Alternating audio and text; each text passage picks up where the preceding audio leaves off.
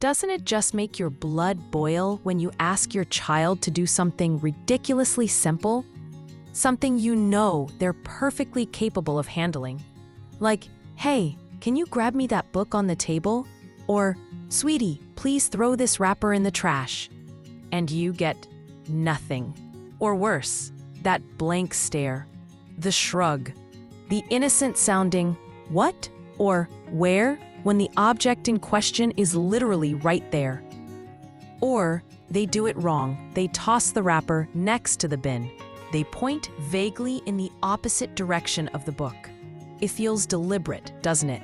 It feels like they are pretending not to understand, maybe even trying to be difficult or, dare I say, disrespectful. In that moment, it's incredibly challenging not to feel a surge of frustration, maybe even anger, and wonder if they're even listening to a word you say, or if they're just actively trying to push your buttons. This specific behavior, this moment where a simple request seems to hit a wall of feigned confusion or deliberate non-compliance, is incredibly common in family life. It's one of those sneaky little power struggles that can erode our patience and make us question our effectiveness as parents. It feels like a breakdown in basic respect and cooperation. And while it's easy to label it as pure defiance or intentional disrespect, often, especially with kids, there are layers underneath. There are reasons, conscious or unconscious, why a child might resort to this kind of reaction. In this conversation today, we're going to peel back those layers. We're not going to just talk about how frustrating it is, though believe me, I get it. But we're going to explore why a child might do this, and more importantly, practical, compassionate ways to respond that address the behavior and nurture the relationship, without resorting to yelling or giving up. This isn't about magically making your child perfectly obedient overnight. It's about building understanding, improving communication, and guiding them gently towards cooperation and responsibility. So let's start right there. The very first, most crucial step when faced with this specific scenario, the blank stare, the what about the obvious, the deliberate miss of the trash can, is to pause, take a breath. Because in that instant of our frustration, our immediate reaction is usually fueled by feeling disrespected or ignored. But what if we could shift our perspective, just slightly? What if, instead of jumping to, "they're being difficult," we paused and wondered, what might be going on for them right now? This pause gives us a moment to remember that behavior is communication, even frustrating behavior. When a child pretends not to understand, it could stem from a whole range of things that have nothing to do with a deep-seated disrespect for you. It could be they are genuinely distracted, lost in their own world, thinking about a game, a toy, or something that happened earlier. Their brain is simply elsewhere, and your request, though simple to you, didn't fully penetrate. It could be a bid for attention, even negative attention, because that's sometimes easier to get than positive. It could be they feel overwhelmed by something else, and this simple request feels like just one more thing.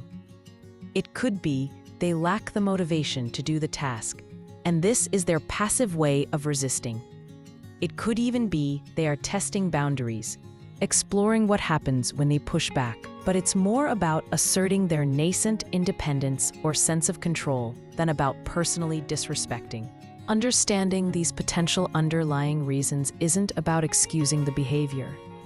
It's about equipping us with the insight to respond more effectively. If we react purely to the surface behavior, the blank stare, the fake what, with anger or frustration, we might escalate the situation, damage the connection, and miss the opportunity to address the real reason it happened. If we can pause and think, okay, they're doing the blank stare thing. Is she totally zoned out? Is he feeling overwhelmed? Is this a power play? then our response can be tailored and much more helpful.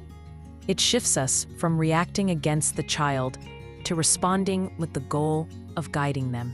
For instance, if you suspect they're just zoned out, yelling louder won't help. A gentle touch and getting their eye contact will. If it seems like a bid for attention, engaging calmly but firmly and maybe offering some positive attention later is more effective than getting visibly annoyed. If it feels like resistance or feeling overwhelmed, breaking the task down or offering a small incentive, like when this is done, then we can, might be the key. This pause, this moment of trying to understand the why, is the foundation upon which all other effective strategies are built. It allows us to approach the situation with more patience and a problem-solving mindset, rather than just feeling like we're in a battle. Now, once we've taken that crucial pause and attempted to understand the potential root cause, acknowledging that we won't always know for sure, but the attempt changes our internal state, the next critical piece is how we actually interact with our child in that moment. This brings us to our second key idea: connecting before correcting and ensuring clear communication. When we feel ignored or dismissed, our natural inclination might be to repeat the request, maybe louder, maybe with a frustrated edge in our voice. I said, "Get the book," or "Throw it in the trash." But think about what that communicates. It communicates our frustration. It doesn't necessarily help the child process the request or feel motivated to comply. In fact, for some kids, a parent's escalating frustration can be overwhelming or even reinforcing if they are seeking attention. Instead, once you've paused and centered yourself, approach your child. Get down to their level if you can. Make eye contact. Use their name gently to get their attention focused on you. A gentle touch on the arm or shoulder, if they are receptive to touch, can also help ground them in the present moment and connect them to you. This isn't about being overly soft. It's about ensuring you have their attention and are creating a receptive environment for your request before you make it again. Think of it as opening the communication channel properly. You're not just broadcasting, you're establishing a link. Once you have their attention, genuine attention, not just them looking at you while their mind is clearly elsewhere, then state the request again. But this time, be mindful of how you phrase it. Keep it simple, clear, and direct. Avoid multiple instructions at once. Leo, gentle touch, eye contact. I need you to get the book on the table, please. Or, Maya, get down low, make eye contact. The wrapper needs to go in the trash bin. Point if you need to. Use gestures. Sometimes, adding a simple visual cue can bypass whatever verbal processing block might be happening. And here's a really powerful technique. Instead of asking, "Do you understand?" to which most kids will automatically say yes, whether they do or not, or worse, say no to avoid the task. Ask them to show you or tell you what they heard. For the book, Leo, can you show me which book I mean?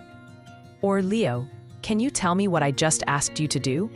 For the trash, Maya, where does this wrapper need to go? This prompts them to actively process and repeat or demonstrate the instruction, making it much harder to credibly pretend they didn't hear or understand. It turns it from a passive request into an active check for understanding. Let's walk through an example. You're in the kitchen, hands full, and you ask your child, who is engrossed in drawing at the table, "Hey, can you throw this napkin away for me?" Blank stare. No response. Old reaction. Sigh loudly. Repeat, "I said throw this away. Are you listening to me?" Maybe walk over and shove it towards them impatiently. New reaction, using pause and connect communicate. Pause. Take a breath. Acknowledge your rising frustration internally. Okay. He's zoned out in drawing land. Walk over to the table. Get down near him. "Hey, buddy." Gentle touch on the shoulder. Wait until he looks at you. "Leo, I need your help for a second. See this napkin? Hold it up. Can you please put this in the trash can right there?" point clearly at the trash can. Then, Leo, where does the napkin go? Wait for him to point or say the trash. Great. Can you do that now, please? This second approach takes a few extra seconds, requires you to manage your own initial frustration, but it drastically increases the likelihood of compliance because you've ensured you have his attention. You've made the request clearly, and you've checked for understanding in an active way. It also feels less confrontational and more like a team effort or a guided instruction. It respects where they were, zoned out, while still guiding them back to the task at hand. This approach is about setting them up for success, not just barking orders and getting mad when they aren't received. Now let's move on to the third key idea, which addresses what happens when, despite our clear communication and connection attempt, the task still isn't completed, or as in the scenario, is done incorrectly, like the wrapper thrown near the bin. This point is about guiding towards responsibility and handling non-compliance with calm consistency. When the child gives the blank stare and doesn't move, or says what about the obvious, or deliberately misses the bin, our immediate thought might be, they're defying me. And yes, sometimes there's an element of passive resistance or testing. But how we handle this moment is crucial for teaching them about responsibility and follow-through, rather than just getting into a power struggle about who is in charge. If the blank stare or what persists after your attempt to connect and communicate clearly, it's time to move from asking to gently guiding. Instead of repeating the request endlessly or getting angry, you might say, calmly, "My request is for you to get the book on the table. It looks like you're having trouble getting started. I can walk with you to the table." You don't do it for them. You guide them towards the task. You might even stand there calmly with them until they pick up the book. Your calm presence and expectation provide the structure and motivation they seem to be lacking in that moment. It communicates, "This needs to be done, and I'm here to ensure it happens, but I'm not going to do it for you, and I'm not going to get into a fight about it." What about the deliberate miss, like throwing the wrapper next to the bin? This often feels the most overtly frustrating, like they're mocking the request or being intentionally messy/defiant.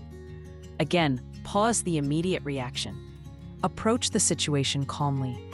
"Oh, honey, it looks like the wrapper didn't quite make it into the bin. The trash goes inside. Pick it up yourself?" No. Guide them to fix it. "Here's the wrapper. Can you put it in the bin, please?" If they stand there, take their hand gently, if appropriate and accepted, and guide their hand holding the wrapper to the bin, having them drop it in. "See? In the bin. That's where the trash goes." This isn't punitive. It's instructional. You are immediately correcting the action and guiding them to do it correctly, reinforcing the expectation. The key here is calm consistency. The expectation is that the simple task will be completed correctly. Your role shifts from being a demander to being a calm guide and enforcer of the expectation. You are teaching them follow-through and responsibility in real time. If they wander off, you gently but firmly redirect them back to the task. "Hey, remember? First, we need to put the wrapper in the bin. Let's go do that." Walk with them. Stay with them until it's done. This takes patience, especially if this is a frequent behavior. It might feel easier in the moment to just do it yourself or to yell until they reluctantly comply. But doing it yourself teaches them that if they wait long enough or pretend not to understand, someone else will handle it. Yelling might get short-term compliance, fueled by fear or annoyance, but it erodes the relationship and doesn't teach genuine responsibility or cooperation. Calm, consistent guidance teaches them that the task is important, that you have confidence they can do it, and that you will support them in getting it done. It also helps to have clear, simple consequences that are linked to the task, ideally logical or natural consequences. If the wrapper isn't in the bin, they can't move on to the next desired activity, e.g., screen time, playing outside, until it is. As soon as the wrapper is in the bin, you can have tablet time.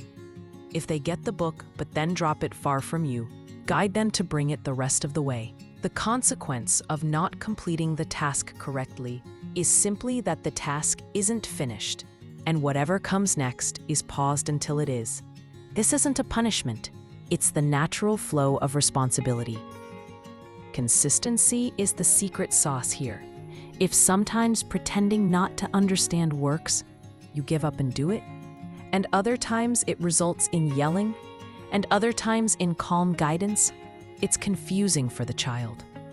If every time, or at least most of the time, the behavior of pretending not to understand is met with calm connection, clear communication, and gentle guidance towards completing the task correctly, they quickly learn that this strategy isn't an effective way to avoid responsibility.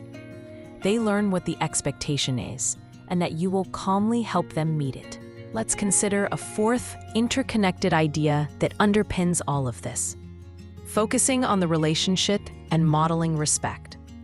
Ultimately, these small daily interactions aren't just about whether the book gets moved or the wrapper makes it into the bin. They are building blocks of your relationship and opportunities to model the kind of communication and respect you want to see from your child. When we respond to their feigned ignorance with frustration, impatience, or sarcasm, "Oh, suddenly you can't hear?" we are modeling impatience, frustration, and potentially disrespect. We are showing them how to react when we are annoyed. When we take a breath, get on their level, and calmly guide them, we are modeling patience, clear communication, and problem solving.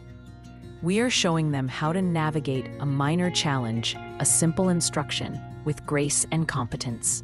Think about it from the child's perspective.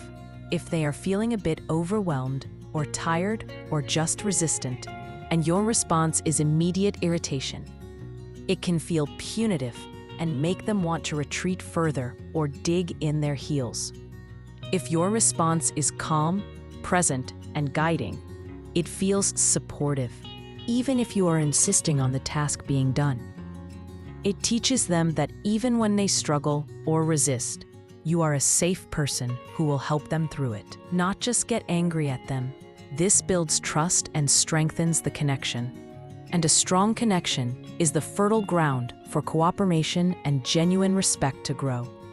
Kids are much more likely to cooperate with and respect adults they feel connected to and understood by, even when they don't like the instruction. It's also important to model asking for help and clarifying when we don't understand. If you occasionally say to your child, "Hey, can you explain how this game works? I'm not quite getting it," or "Wait, can you show me what you mean by that?"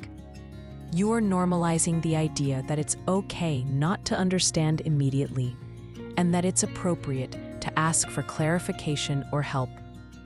This subtle modeling can make them feel safer to ask for help if they genuinely are having trouble with a task, rather than resorting to pretending not to understand out of embarrassment or not knowing how to ask for help.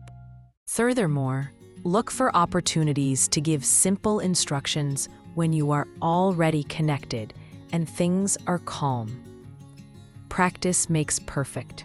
Start with low-stakes requests when everyone is in a good mood. Praise their cooperation specifically. "Wow, you got that book for me so quickly when I asked. Thank you. That was really helpful." Or, "You did a great job putting that wrapper right in the bin." Specific praise reinforces the desired behavior and makes them feel good about cooperating. Recognize that this is a process. There will be days when they still revert to the blank stare or the what, or the deliberate miss. Parenting is rarely a linear progression. There will be moments when you don't respond perfectly, when your own frustration boils over, and you raise your voice or give up. Be gentle with yourself in those moments. Acknowledge it if you need to. Oops, mommy got a little frustrated just then. Let's try that again. Then, calmly apply the strategies. Every interaction is a new opportunity. Building this kind of responsive, respectful dynamic takes time and consistent effort. It means being mindful of your own reactions, practicing patience, and shifting your focus from immediate obedience fueled by authority to long-term cooperation built on understanding and connection. It's about seeing these moments not just as irritating acts of non-compliance, but as signals that require a thoughtful, guided response. The journey of parenting is filled with these moments, tiny frustrations, seemingly insignificant interactions that collectively shape the dynamic of our families. Navigating challenges like a child pretending not to understand isn't about asserting dominance or forcing submission. It's about teaching, guiding, and connecting. It's about recognizing that our children are still learning how to navigate the world, how to manage their impulses, how to communicate their needs, even when they don't know how to articulate them clearly, and how to be responsible members of a family. By pausing to understand, by connecting before we correct, by communicating clearly and checking for understanding actively, and by calmly guiding them towards completing tasks and taking responsibility, we are doing so much more than just getting a book moved or a wrapper thrown away. We are teaching patience, persistence, clear communication, problem solving, and the value of contributing to the household. We are modeling the kind of calm, respectful interaction we want them to learn. And perhaps most importantly, we are reinforcing the bond of trust and security that lets them know, even when they struggle or test boundaries, you are a steady, supportive presence guiding them forward. This path isn't always easy. It requires self-awareness, patience, and a willingness to try different approaches. But the rewards, a stronger connection with your child, less conflict around simple requests, and children who are learning responsibility and effective communication are immeasurable. You are building capable, cooperative individuals, one calm, guided interaction at a time. Trust in your ability to be the wise, loving guide your child needs. You've got this. Every small step forward is progress. If these kinds of conversations resonate with you, if you find strength and ideas in exploring the nuances of family dynamics and looking for compassionate ways to connect and guide your children, then I'd be honored if you join us here at the Family Connection Hub, sharing these ideas, learning from each other, and knowing you're not alone on this journey is what this community is all about. So if you haven't already, please consider hitting the like button if this video was helpful, sharing it with another parent who might be struggling with this very thing, and subscribing to the channel so you don't miss out on future conversations designed to help us all build stronger, more connected families. Thank you for being here and for doing the incredible, challenging, and rewarding work of parenting.